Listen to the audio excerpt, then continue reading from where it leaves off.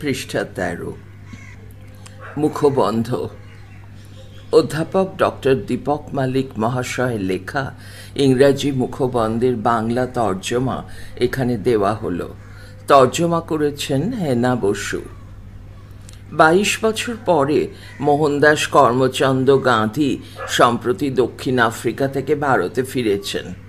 রাজকুমার শুক্লা নামে চম্পারণের এক কৃষকের সঙ্গে তার হঠাৎ পরিচয় হয়। রাজকুমার প্রধানত ঋণদানের ব্যবসা চালাতেন। তিনি স্থানীয় নীল চাষিদের পক্ষে সওয়াল করার জন্য গান্ধীকে রাজি করাতে সক্ষম হন। চম্পারণ ছিল বিহারের একটি পিছিয়ে পড়া জেলা। হিমালয়ের নেপাল প্রজাতন্ত্রের কাছে মতিহারিতে ছিল এর সদর কার্যালয়। তখনও পর্যন্ত গান্ধী মহাত্মা হয়ে ওঠেননি। সদ্য ভারতে এসেছেন, এমনকি ঔপনিবেশিক গোয়েন্দারাও তার ব্যক্তিত্ব মেপে উঠতে পারেননি। ব্রিটিশ রাজের গোয়েন্দা প্রতিবেদনে তখন শ্রীমতী অ্যানি বেসেন্ট এবং লোকমান্য তিলক অনেকখানি জায়গা জুড়ে উল্লিখিত হচ্ছেন। গান্ধীকে কখনো কখনো উল্লেখ করা হলেও তার তেমন কোনো প্রভাব নেই। শ্রীমতী বেসেন্ট জন্মসূত্রে ছিলেন একজন ইংরাজ আইরিশ। উনি তখন হোম রুল লীগে নেতৃত্ব দিয়েছিলেন। 1917 সালে উনি ভারতের জাতীয় কংগ্রেসের প্রথম মহিলা প্রেসিডেন্ট হন। তিলক অবশ্য চরমপন্থী জাতীয়তাবাদীদের শীর্ষে ছিলেন। তার অন্যতম অনুসারী ছিলেন বাংলার অরবিন্দ ঘোষ, যিনি পরে ঋষি অরবিন্দ নামে পরিচিত হন। পৃষ্ঠা 14। 1916 সালে কংগ্রেসের লখনৌ অধিবেশনে গান্ধী একজন শিক্ষানবিশ হিসাবে যোগদান করেন, আর সেখানেই রাজকুমার শুক্লা গান্ধীকে চিনে ফেলেন। তারপর থেকেই শুক্লা গান্ধীকে ছায়ার মতো অনুসরণ করতে থাকেন। লখনৌ থেকে কানপুর, সেখান থেকে কলকাতা, শেষ পর্যন্ত তাকে পাটনা হয়ে চম্পারণে নিয়ে আসেন।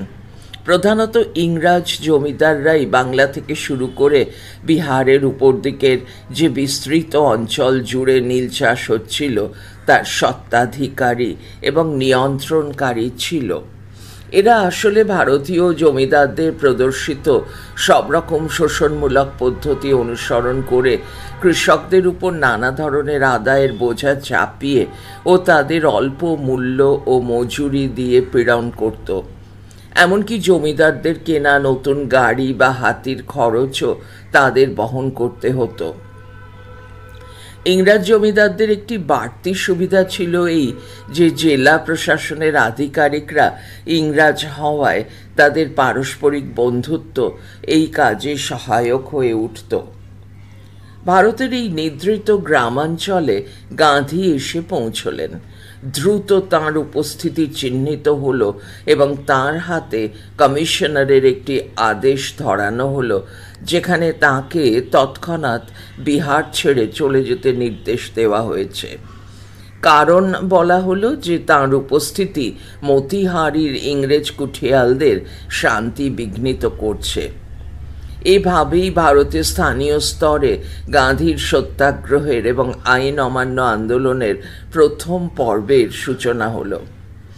গান্ধীকে গ্রেপ্তার করা হলো, কিন্তু জনসাধারণের বিপুল প্রতিবাদে তাকে ছেড়ে দিতে হলো। ইতিমধ্যে গান্ধী তার চারপাশে বিহারের বিদগ্ধ আইনজীবীদের জড়ো করেছিলেন, যাঁদের মধ্যে অন্যতম ছিলেন রাজেন্দ্র প্রসাদ, যিনি পরে আমাদের স্বাধীন সাধারণতন্ত্রের প্রথম প্রেসিডেন্ট হন। আর একজন অনুগ্রহ নারায়ণ সিনহা, পরে বিহারের মুখ্যমন্ত্রী হয়েছিলেন। পৃষ্ঠা 15। গান্ধী এবং তার আইনজীবী গোষ্ঠী কৃষকদের থেকে ৮,০০০ স্বাক্ষর সম্বলিত নথি সংগ্রহ করেন এবং তৎকালীন প্রশাসনের কাছে জমা দেন। প্রশাসন এক দীর্ঘসূত্রী পথে হলেও শেষ পর্যন্ত নীল কৃষকদের ক্ষোভ প্রশমন করতে বাধ্য হয়, কারণ ততদিনে একটি বৈজ্ঞানিক আবিষ্কারের ফলে নীলের কৃত্রিম বিকল্প প্রস্তুত হয়েছে। চম্পারণে যে আন্দোলনের সূত্রপাত হয়েছিল তা কিন্তু ভারতে গান্ধীজির স্বাধীনতা সংগ্রামের পাইলট প্রজেক্ট হয়ে উঠল। PILOT pilot, PROJECT project. দক্ষিণ আফ্রিকার পরে মহাত্মা গান্ধীর সত্যাগ্রহ নিয়ে চম্পারণে একটি প্রথম পরীক্ষা, যেটি পরবর্তীকালে উপনিবেশ বিরোধী সংগ্রামের একটি শক্তিশালী হাতিয়ার হয়ে ওঠে। কিন্তু ঘটনার এখানেই শেষ নয়। গান্ধী তার প্রথম দৃষ্টিপাতেই বুঝেছিলেন যে ভারতের আসল সংগ্রাম ছড়িয়ে আছে তার গ্রামে গ্রামে এবং কৃষকদের মধ্যে। চম্পারণ থেকেই তিনি তার প্রথম গঠনমূলক কার্যক্রমের পরীক্ষা শুরু করেন। একটি অশিক্ষিত জনসমাজ যেখানে তার নিজের ভবিষ্যৎ স্থির করতে অপারগ, তারা কিভাবে স্বাধীনতার জন্য লড়াই করার কথা ভাবতে পারে। তিনি প্রথমে একাধিক প্রাথমিক বিদ্যালয় এবং একটি চিকিৎসা কেন্দ্র স্থাপন করেন।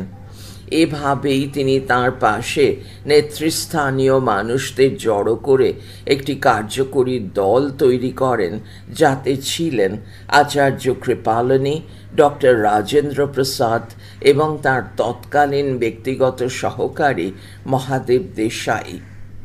এমনকি শ্রীমতী কস্তুরবাও গ্রামোন্নয়নের কাজে হাত বাড়িয়ে দেন। 1934 সালে গান্ধী তার গঠনমূলক কার্যক্রম নিয়মমাফিক চালু করে কংগ্রেস দলের সদস্য পদে ইস্তফা দেন। তিনি নজর করেছিলেন যে কংগ্রেসের গড়পড়তা নারী ও পুরুষ সদস্যরা জাতপাতের বিভেদ, অস্পৃশ্যতা দূরীকরণ, দরিদ্রের উন্নয়ন ও সাম্প্রদায়িক বৈষম্য দূরীকরণের চেয়ে ক্ষমতা হস্তান্তরেই বেশি আগ্রহী। পৃষ্ঠা 16। চম্পারণ পরীক্ষাকে গান্ধী আন্দোলনের ভবিষ্যতের দিক নির্দেশিকা মনে করা হয়। আসলে ভারতের নগরকেন্দ্রিক বুদ্ধিজীবী সমাজের যে আন্দোলন, সেই ভাইসরয় এবং অন্যান্য আধিকারিকদের কাছে দরখাস্তের মাধ্যমে আবেদন নিবেদনের রাজনীতির বেড়া ডিঙিয়ে মহাত্মা তিনটি আন্দোলনের মাধ্যমে গ্রামের জনসমাজকে সংহত করেন এবং এটিকে একটি গণরাজনীতির মাত্রা দেন। এই তিনটি হল: 1. চম্পারণ, 2. আহমেদাবাদ বস্ত্র সংগঠনকে একটি নতুন পদ্ধতিতে সংগঠিত করা এবং 3. গুজরাতের খেদায় কর না দেবার সত্যাগ্রহ প্রচার। এই তিনটি পরীক্ষামূলক পদক্ষেপের মাধ্যমে যে জন আন্দোলন গড়ে ওঠে তাতে কৃষক, শ্রমিক, গরিব চাষি এবং নবোদিত মধ্যবিত্ত শ্রেণী সেই 1916 ও 1917 সালে নিজেদের সামাজিক অধিকার সম্পর্কে সচেতন হতে থাকেন।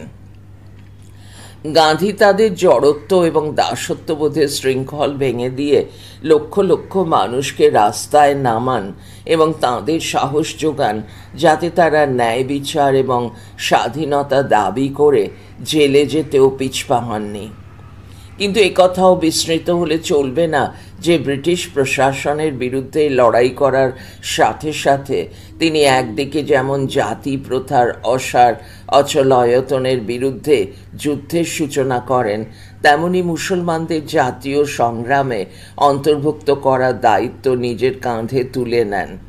এর ফলে স্বাধীনতা সংগ্রামের পটভূমি যত দূর সম্ভব তত দূর ব্যাপ্তি লাভ করে এবং তার মাধ্যমে সর্বাধিক জনগণকে সমবেত করা সম্ভব হয়, যার নজির পৃথিবীর ইতিহাসে এখনো বিরল।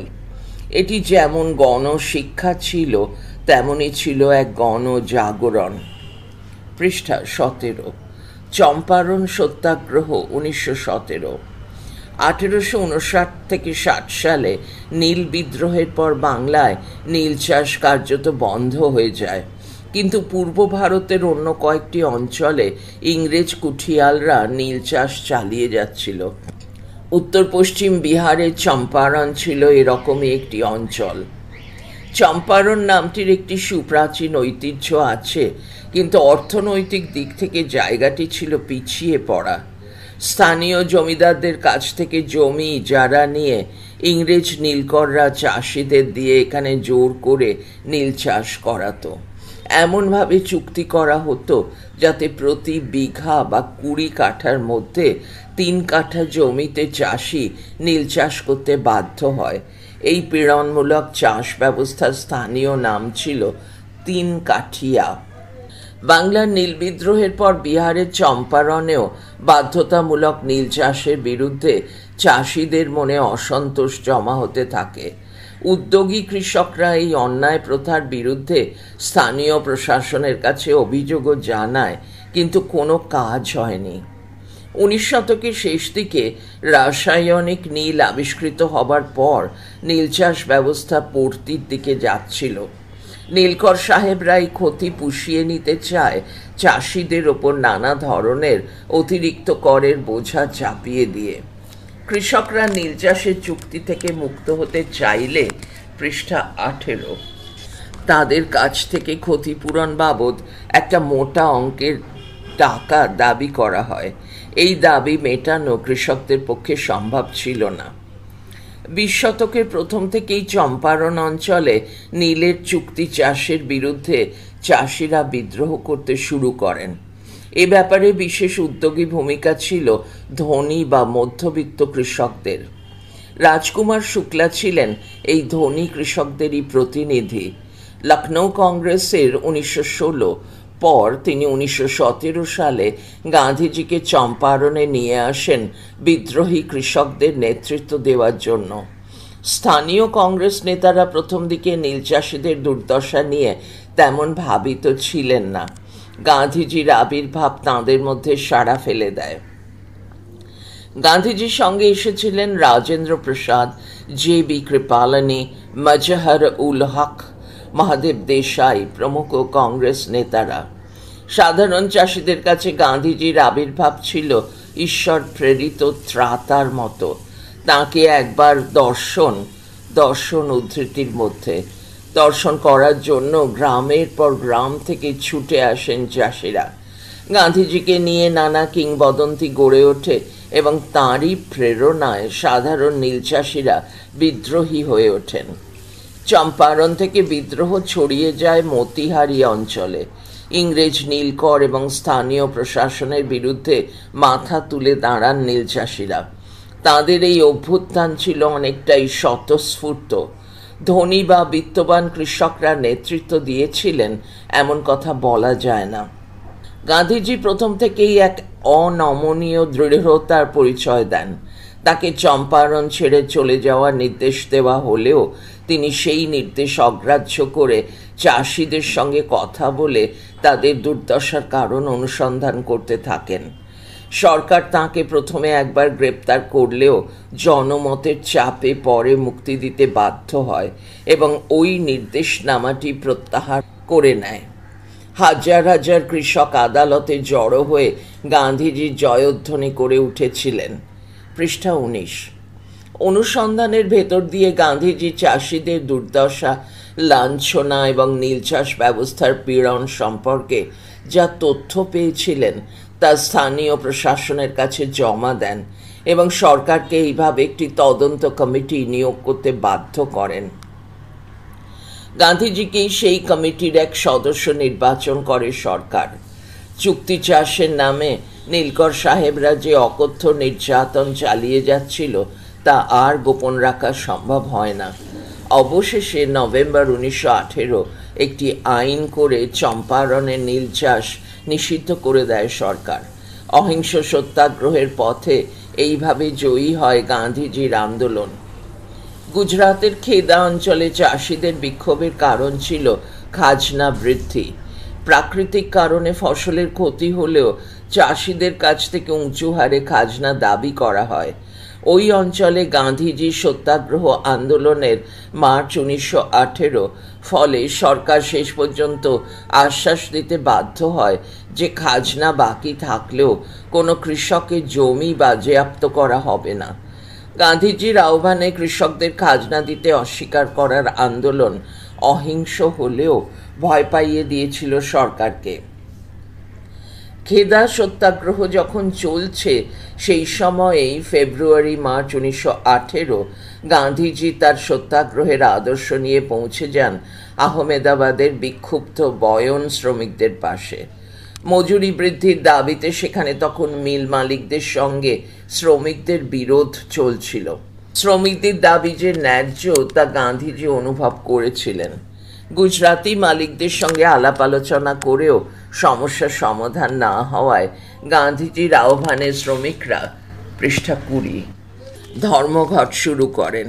তাদের পাশে ছিলেন সাবরমতী আশ্রমের গান্ধীবাদী স্বেচ্ছাসেবকরা। সপ্তাহ দুয়েক এই ধর্মঘট চলে। মালিকরা তাদের অবস্থানে অনড়, অন্যদিকে শ্রমিকদের মনোবল ভেঙে পড়তে থাকে।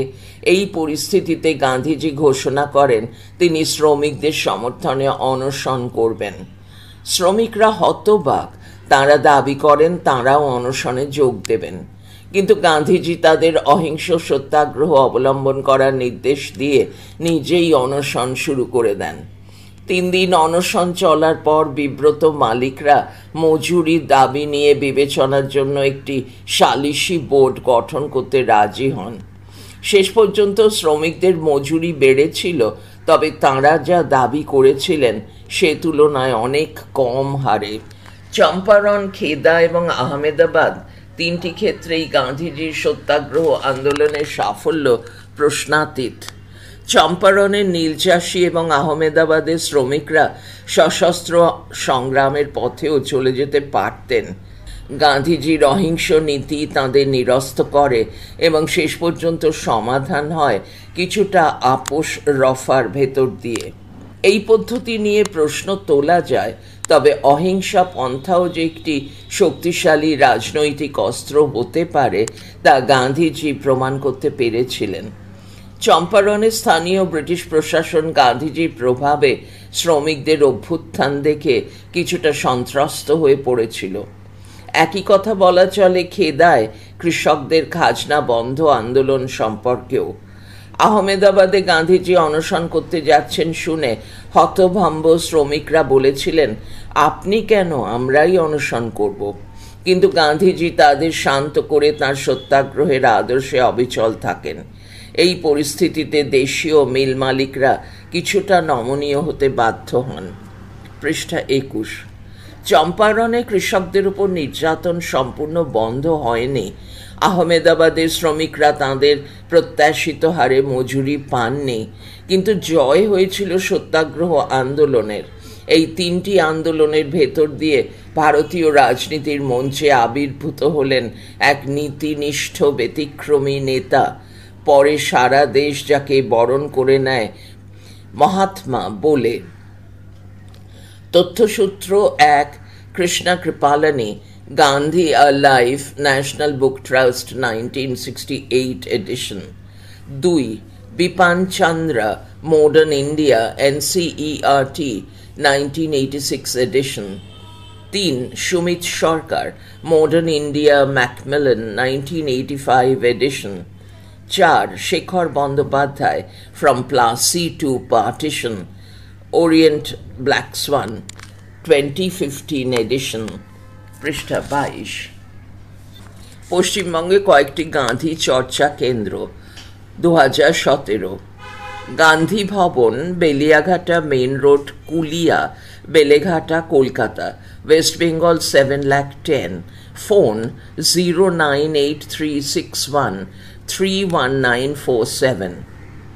Gandhi Smarak Sangrahalaya, Barrackpore, 14 Riverside Road, Barakpur, 24 Parganas North, Kolkata 700120, West Bengal, India.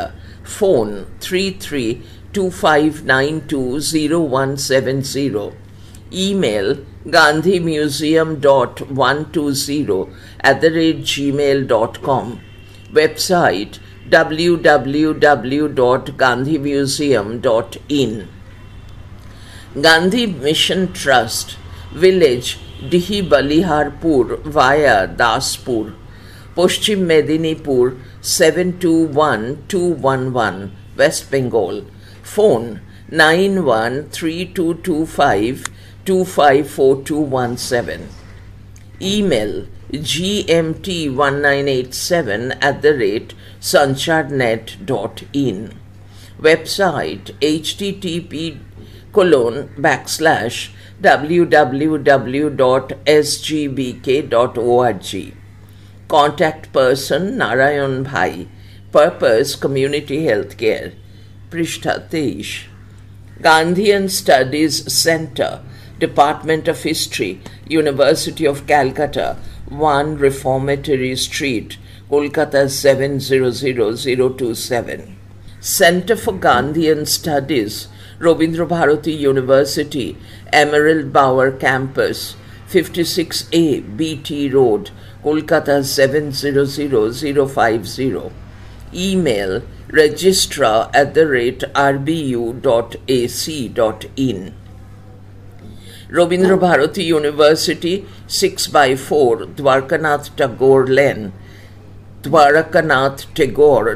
Kolkata 700027। Gandhi Peace Foundation, West Bengal.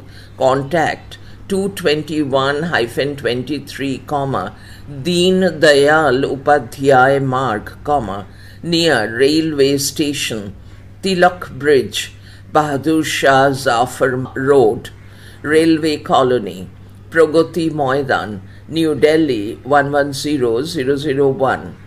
Phone 011-2323-7491। বইটি পাঠ করা এখানেই শেষ হলো।